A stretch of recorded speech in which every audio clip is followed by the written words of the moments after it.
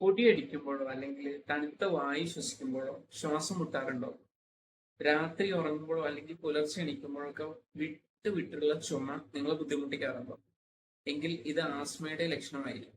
Hi, I am doctor Ajay Krishnan, consultant pulmonologist, Athreya hospital, Thrissur.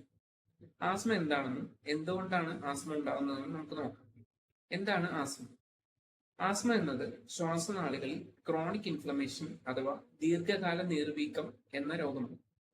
ഇതുമൂലം ശ്വാസനാളികൾ ഇടുങ്ങി ശ്വാസം മുട്ടൽ, വിസിൽ പോലത്തെ ശബ്ദം കേൾക്കുക, ചുമ എന്നിവ ഉണ്ടാവും. ആസ്മയുടെ കൃത്യമായിട്ടുള്ള കാരണം പൂർണ്ണമായിട്ട് അറിയില്ല. ജനിതകമായിട്ടുള്ള കുറച്ച് ഫാക്ടേഴ്സ്, പരിസ്ഥിതി ഫാക്ടേഴ്സ് ഒക്കെ എന്തെങ്കിലും അലർജൻസ് ഉണ്ടാവുമ്പോൾ ഓവറായിട്ട് ഇമ്മ്യൂണിറ്റി റിയാക്ട് ചെയ്യുമ്പോഴാണ് ആസ്മ ഉണ്ടാവുന്നത്. കോമൺ ആയിട്ടുള്ള ആസ്മ വർദ്ധിപ്പിക്കാനുള്ള ട്രിഗേഴ്സ് അല്ലെങ്കിൽ അലർജൻസ് എന്തൊക്കെയാണെന്ന് നമുക്ക് നോക്കാം.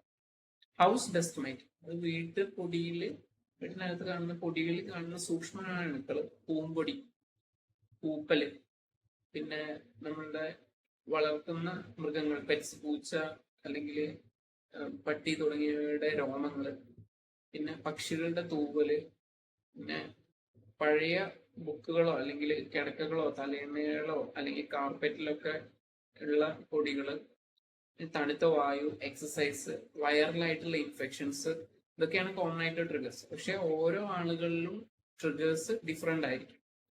എങ്ങനെ ആസ്മ കണ്ടെത്താം?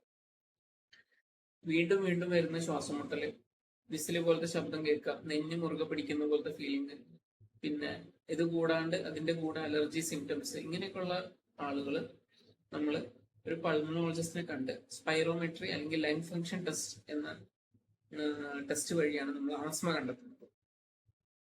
ആസ്മ എന്ന അസുഖം നമ്മൾ കൃത്യമായിട്ടുള്ള മരുന്ന് ഉപയോഗിച്ച് കൺട്രോളിൽ വരുത്താവുന്ന ഒരു അസുഖമാണ്. അപ്പോൾ ആസ്മ എങ്ങനെ കൺട്രോളിൽ വരുത്താം, കോമൺ ആയിട്ടുള്ള ട്രിഗേഴ്സിനെ എങ്ങനെ അവോയ്ഡ് ചെയ്യാം, ട്രീറ്റ്മെന്റ് ഓപ്ഷൻസ് പുതിയതായിട്ട് എന്തൊക്കെയാണ് അവൈലബിൾ, ഇതിനെപ്പറ്റി നെക്സ്റ്റ് വീഡിയോയിൽ സംസാരിക്കാം.